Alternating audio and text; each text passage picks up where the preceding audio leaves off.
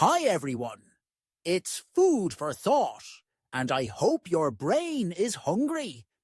In the realm of nuclear strategy, the concept of the dead hand system, known in Russian as perimeter, represents a chilling yet fascinating aspect of Cold War-era military doctrine. This automated system,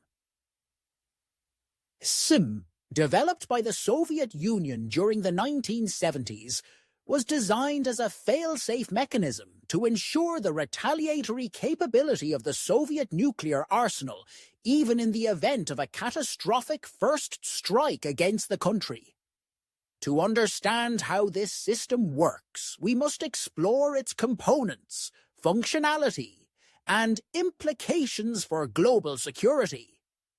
The dead hand system is fundamentally rooted in the principle of mutually assured destruction, or MADI, which posits that the threat of total annihilation serves as a deterrent against nuclear war. The logic here is straightforward. If both sides in a conflict possess the ability to inflict unacceptable damage on one another, the likelihood of either side initiating a nuclear strike diminishes. However, the inherent unpredictability of human decision-making and the potential for miscommunication or accidental launches raised concerns about the reliability of this deterrent. Thus, the dead hand system emerged as a means to address these uncertainties. At its core, the dead hand system is an automated command and control mechanism. In the event of a nuclear strike against the Soviet Union, the system would activate and take over the decision-making process regarding nuclear retaliation. This automation was crucial because it eliminated the potential for human error or hesitation in the face of an imminent threat. The system was designed to ensure that even if the leadership of the Soviet Union was incapacitated or killed in a first strike, a retaliatory response could still be unleashed. The operational mechanics of the dead hand system are complex yet intriguing. It is believed that the system relies on a combination of sensors, communication networks, and preset protocols. When a nuclear attack is detected, whether through radar, satellite surveillance, or seismic sensors, the system would assess the situation. If it determined that a significant nuclear strike had occurred, it would initiate a series of actions designed to confirm the attack and prepare for retaliation. One of the key features of the dead hand system is its reliance on redundancy. Multiple systems and sensors work in tandem to verify an incoming threat. This redundancy is critical because it reduces the likelihood of false positives, which could lead to an unwarranted nuclear response. The system's designers understood that in the high-stakes environment of nuclear warfare, a single point of failure could have catastrophic consequences. Once the system confirms an attack, it would automatically send out a series of alerts to the remaining command structures. These alerts would inform military leaders and decision-makers of the situation, allowing them to assess the threat and prepare for a counterstrike. However, the crux of the dead hand system lies in its ultimate authority. If the leadership is unresponsive or incapacitated, the system would proceed with launching a retaliatory strike using pre-designated targets.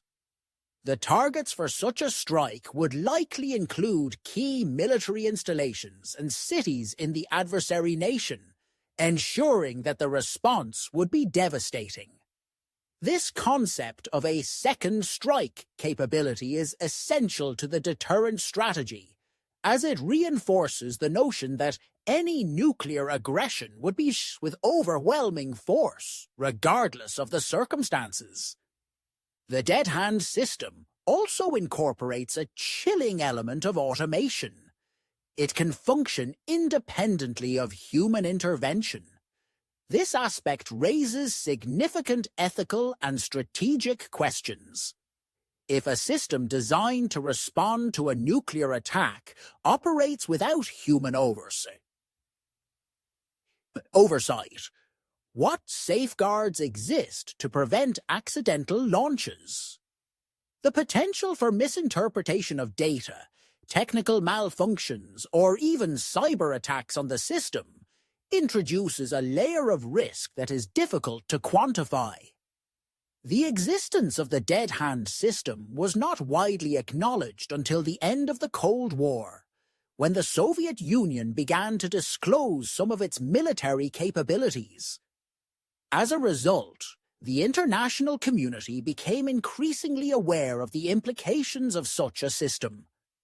The idea that a nuclear response could be triggered automatically, without human deliberation, sent shockwaves through diplomatic circles, and raised alarms about the stability of nuclear deterrence.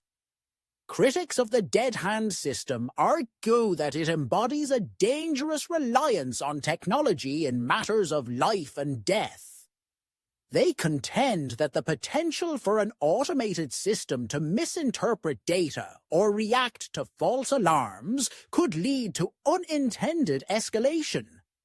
The fear is that in a tense geopolitical climate, a malfunction or miscommunication could trigger a chain reaction, resulting in nuclear warfare. Supporters of the system, on the other hand, argue that it serves as a vital deterrent against potential aggressors. By ensuring a credible second strike capability, the dead hand system may dissuade adversaries from contemplating a first strike. The logic here is that if an enemy knows that their attack will be met with a devastating retaliatory response, they may think twice before initiating conflict. The implications of the dead hand system extend beyond the borders of Russia.